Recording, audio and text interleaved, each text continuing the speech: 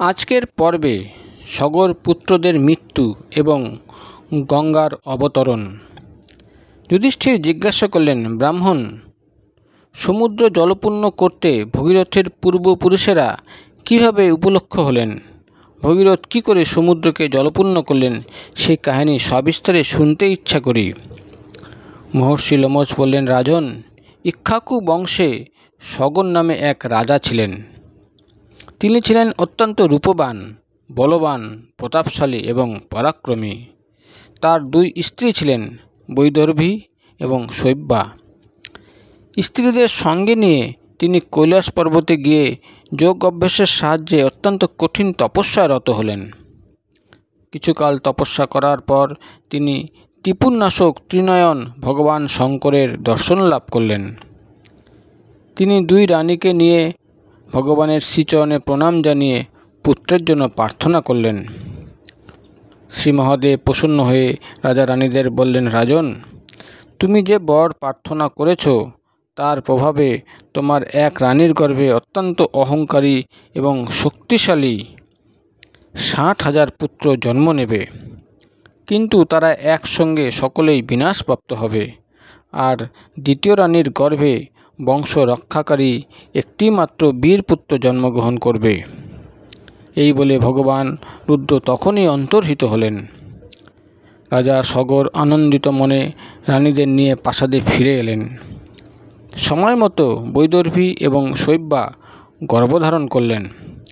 কালক্রমে বৈদর্ভীর গর্ভ থেকে এক বিশাল লাউ এবং শৈব্যার গর্ভ থেকে সুন্দর দেবশিশু জন্মগ্রহণ করে। রাজা সেই লাউটিকে ফেলে দেওয়ার সিদ্ধান্ত নিলে তখনই এক গম্ভীর স্বরে আকাশবাণী হলো, রাজন, এ কাজ অনুচিত। এভাবে পুত্রকে পরিত্যাগ করা অধর্ম। লাউটির বীজ বার করে অল্প গরম করে ঘৃত ভর্তি কলসে পৃথকভাবে রেখে দাও। এর থেকে তুমি 60,000 পুত্র লাভ করবে। দৈববাণী শুনে রাজা সেই মতো কাজ করলেন। তিনি লাউয়ের এক একটি বীজ এক একটি ঘৃতপূর্ণ কলসে রাখলেন এবং প্রত্যেকটি কলস দেখাশোনার জন্য একজন করে দাসী নিযুক্ত করে দিলেন। বেশ কিছুকাল পর ভগবান শঙ্করের কৃপায় তার থেকে অতুলনীয় তেজস্বী 60,000 পুত্র জন্ম নিল। তারা অত্যন্ত ভয়ঙ্কর প্রকৃতির এবং ক্রূর ছিল। তারা আকাশে উড়ে যেতে পারত। সংখ্যায় বহু হওয়ায় তারা বিভিন্ন দেবতা ও লোকসমূহকে গ্রাহ্যই করত না। এইভাবে বেশ কয়েক বছর পার হওয়ার পর রাজা সগর অশ্বমেধ যজ্ঞে দীক্ষা নিলেন। তার প্রেরিত যজ্ঞের ঘোড়া পৃথিবীর সর্বত্র ঘুরে বেড়াতে লাগল। রাজার পুত্রগণ তার রক্ষায় নিযুক্ত ছিল। ঘুরতে ঘুরতে সেই ঘোড়া জলশূন্য শুষ্ক সমুদ্র তীরে এসে পৌঁছাল। সেই দৃশ্য ছিল অতীব ভয়ঙ্কর। রাজকুমারগণ যদিও অত্যন্ত সতর্কতার সঙ্গে ঘোড়াটির দেখাশোনা করছিল, তবুও সমুদ্র তীরে পৌঁছেই সেই ঘোড়াটি অদৃশ্য হয়ে গেল। অনেক খোঁজার পরেও যখন ঘোড়াটি পাওয়া গেল না, তখন তারা বুঝতে পারল যে ঘোড়াটি কেউ চুরি করে নিয়েছে। তারা তখন রাজা সগরের কাছে গিয়ে সব বৃত্তান্ত জানালো এবং বলল, পিতা, আমরা সমুদ্র, নদী, পর্বত, গুহা, দ্বীপ সমস্ত স্থানে খুঁজেছি, কিন্তু ঘোড়াটিকে কে যে চুরি করেছে কাউকেই খুঁজে পাচ্ছি না। পুত্রদের কথা শুনে রাজা সগর অত্যন্ত ক্রুদ্ধ হয়ে নির্দেশ দিলেন, যাও, ঘোড়ার অনুসন্ধান করো। যজ্ঞের অশ্ব না নিয়ে ফিরবে না। পিতার নির্দেশে সগর পুত্ররা সারা পৃথিবী জুড়ে অনুসন্ধান করতে লাগলো। শেষে তারা পৃথিবীর এক স্থানে একটু ফাটল দেখতে পেল। সেই ফাটলের মধ্যে তারা এক ছিদ্রও দেখতে পেল। তারা তখন কোদাল এবং অন্য যন্ত্রের সাহায্যে সেখানকার মাটি কাটতে লাগলো। বহুক্ষণ ধরে মাটি কোপালেও তারা ঘোড়ার সন্ধান পেল না।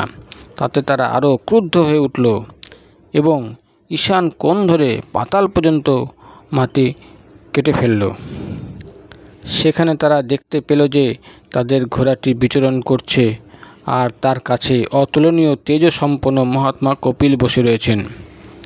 ঘোড়া দেখে তারা আনন্দে রোমাঞ্চিত হলেও ভগবান কপিলের উপর ক্রোধান্বিত হয়ে তাকে অপমান করে তারা ঘোড়া ধরতে গেল। সেই অপমানে মহাতেজস্বী কপিল অত্যন্ত কুপিত হলেন।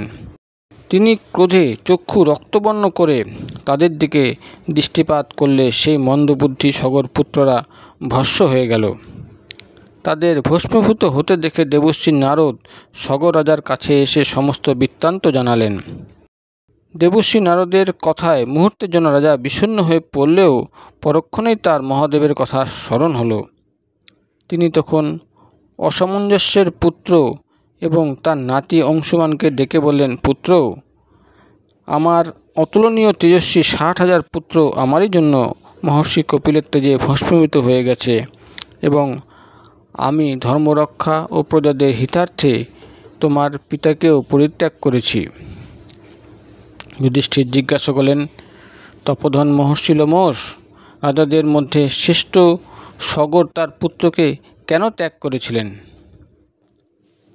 মহর্ষি লোমশ বললেন, রাজন, শৈবার গর্ভে সগর রাজার যে পুত্র জন্মগ্রহণ করেন তিনি অসমঞ্জস নামে বিখ্যাত।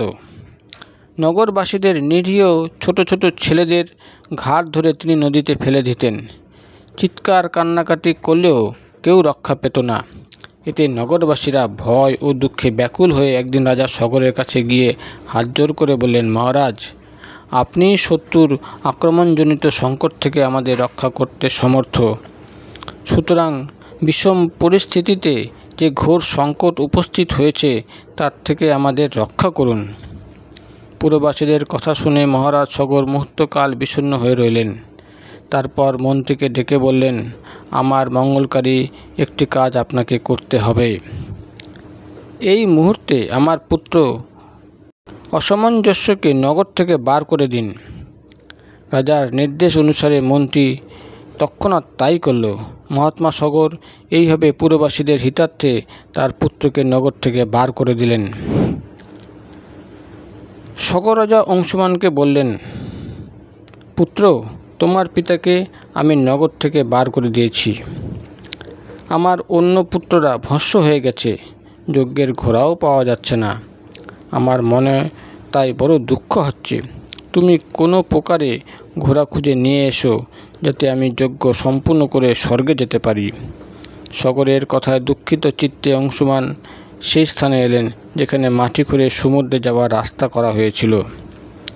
সেখানে গিয়ে তিনি যজ্ঞের ঘোড়া এবং মহাত্মা কপিলকে দেখতে পেলেন। তেজপূর্ণ ঋষি কপিলকে দর্শন করে তিনি তাকে প্রণাম করে তার আসার উদ্দেশ্য ব্যক্ত করলেন। অংশুমানের কথা শুনে মহর্ষি কপিল অত্যন্ত প্রসন্ন হয়ে বললেন, বৎস, আমি তোমাকে বর প্রদান করতে চাই, তোমার যা ইচ্ছা চেয়ে নাও। অংশুমান প্রথমবারে যজ্ঞের অশ্ব চাইলেন, তারপর দ্বিতীয়বারে তার পিতৃপুরুষদের পবিত্র করার জন্য প্রার্থনা করলেন। তখন মহাতেজস্বী মুনি কপিল বললেন, হে অনঘ, তোমার কল্যাণ হোক। তুমি যে বর প্রার্থনা করেছ আমি তার সবই তোমাকে দিচ্ছি। তোমার মধ্যে ক্ষমা, ধর্ম এবং সত্য বিদ্যমান। তোমার দ্বারা সগরের জীবন সফল হবে এবং তোমার পিতা পুত্রবান বলে পরিগণিত হবে। তোমার প্রভাবেই সগর পুত্ররা স্বর্গলাভ করবে এবং তোমার পৌত্র ভগীরথ সগর পুত্রদের উদ্ধার করার জন্য মহাদেবকে প্রসন্ন করে স্বর্গলোক থেকে গঙ্গা দেবীকে আনয়ন করবে। তুমি এই যজ্ঞের অশ্ব প্রসন্ন মনে নিয়ে যাও। কপিল মুনির কথা শুনে অংশুমান ঘোড়া নিয়ে রাজা সগরের যজ্ঞশালায় এলেন এবং তাকে প্রণাম করলেন। রাজা সগর অংশুমানকে আশীর্বাদ করলেন এবং যখন জানতে পারলেন যে যজ্ঞের অশ্ব এসে গেছে, তখন তিনি পুত্রশোক ত্যাগ করে অংশুমানকে আদর করে যজ্ঞশালায় নিয়ে এলেন যজ্ঞ পূর্ণ করতে। তারপরে বহু বছর তিনি তার প্রজাদের পুত্রবৎ পালন করে পৌত্রকে রাজ্যভার সমর্পণ করে স্বর্গগমন করলেন। মহাত্মা অংশুমানও পিতামহের ন্যায় সমুদ্র ভূমণ্ডল পালন করেন। তার দিলীপ নামে এক ধর্মাত্মা পুত্র জন্মগ্রহণ করেন। কালক্রমে দিলীপকে রাজ্য সমর্পণ করে অংশুমানও স্বর্গে চলে যান। দিলীপ তার পিতৃপুরুষের বিনাশের কারণ জানতে পেরে অত্যন্ত শোক সন্তপ্ত হলেন এবং উদ্ধারের উপায় ভাবতে লাগলেন। তিনি গঙ্গা আনয়নের জন্য খুব চেষ্টা করতে লাগলেন। বহু চেষ্টা করেও সফল হলেন না। তার পুত্র ভগীরথ ছিলেন পরম ঐশ্বর্যশালী এবং ধর্মপরায়ণ। তার হাতে রাজ্যভার সমর্পণ করে দিলীপ বনে চলে গেলেন এবং তপস্যার প্রভাবে কালক্রমে স্বর্গবাসী হলেন। মহারাজ, রাজা ভগীরথ মহাধনুর্ধর চক্রবর্তী এবং মহারথী ছিলেন। তাকে দর্শন করলেই সকলের মন ও নয়ন শীতল হতো। তিনি যখন জানতে পারলেন যে ঋষি কপিলের কোপে তার পূর্বপুরুষগণ ভস্ম হয়ে গেছেন এবং তারা স্বর্গলাভ করতে পারেননি, তখন তিনি অত্যন্ত দুঃখিত হয়ে তার রাজ্য মন্ত্রীদের হাতে সমর্পণ করে হিমালয়ে তপস্যা করতে চলে গেলেন। সেখানে তিনি দেবতাদের আয়ুসম 1000 বৎসর ধরে শুধু ফল মূল ও জলপান করে ঘোর তপস্যা করলেন। 1000 দিব্য বৎসর অতিক্রান্ত হলে মহানদী গঙ্গা তাকে দর্শন দান করে বললেন, রাজন, তুমি আমার কাছে কি চাও? বলো, আমি তোমাকে কি দিতে পারি? তুমি যা বলবে আমি তাই করব। গঙ্গা দেবীর কথায় রাজা বললেন, হে বরদায়িনী, আমার পূর্বপুরুষ মহারাজ সগরের 60,000 পুত্র যজ্ঞের ঘোড়া খুঁজতে গিয়ে ভগবান কপিলের তেজে ভস্ম হয়ে যমালয়ে গমন করেছেন। হে মহানদী, আপনি যতক্ষণ আপনার জলে ওদের অভিষিক্ত না করছেন ততক্ষণ তারা সদ্গতি লাভ করবেন না। সেই সগর পুত্রদের উদ্ধারের জন্যই আমি আপনার কাছে প্রার্থনা জানাচ্ছি। লোমশ মুনি বললেন, রাজা ভগীরথের কথা শুনে বিশ্ববন্দনীয়া গঙ্গাদেবী তাকে বললেন, রাজন, আমি তোমার কথা রাখব, এতে কোনো সন্দেহ নেই। কিন্তু আমি যখন আকাশ থেকে পৃথিবীতে পতিত হব তখন আমার বেগ অসহ্য হবে। তিলকে এমন কেউ নেই যে আমাকে ধারণ করতে সক্ষম। একমাত্র দেবাদিদেব নীলকণ্ঠ ভগবান শঙ্করই আমায় ধারণ করতে সমর্থ। হে মহাবাহ, তুমি তপস্যার দ্বারা তাকে প্রসন্ন করো। আমি যখন পৃথিবীতে নামব তখন তিনি আমাকে তার মস্তকে ধারণ করবেন। তোমার পূর্বপুরুষদের হিতার্থে তিনি অবশ্যই তোমার ইচ্ছা পূরণ করবেন। এই কথা শুনে মহারাজ ভগীরথ কৈলাসে গিয়ে তীব্র তপস্যা করে মহাদেবকে প্রসন্ন করে তার কাছ থেকে পিতৃপুরুষদের স্বর্গলাভের উদ্দেশ্যে গঙ্গা দেবীকে ধারণ করার বর প্রার্থনা করলেন। ভগীরথকে বর প্রদান করে ভগবান শঙ্কর হিমালয়ে এলেন এবং ভগীরথকে বললেন, মহাবাহ, পর্বতপুত্রী গঙ্গার কাছে গিয়ে অবতরণের জন্য প্রার্থনা করো। স্বর্গ থেকে পতিত হলে আমি তাকে ধারণ করে নেব। একথা শুনে মহারাজ ভগীরথ একান্ত মনে গঙ্গাদেবী ধ্যান করতে লাগলেন। তিনি স্মরণ করা মাত্রই পবিত্র সলীলা গঙ্গা মহাদেবকে দণ্ডায়মান দেখে আকাশ থেকে নামতে লাগলেন। তাকে নামতে দেখে দেবতা, মহর্ষি, গন্ধর্ব, নাগ এবং যক্ষ তার দর্শনের আকাঙ্ক্ষায় সেখানে উপস্থিত হলেন। মহাদেবের মাথায় গঙ্গা এমনভাবে অবতারিত হলেন যেন মনে হলো একগুচ্ছ স্বচ্ছ মুক্তার মালা। ভগবান শঙ্কর তৎক্ষণাৎ তাকে ধারণ করলেন।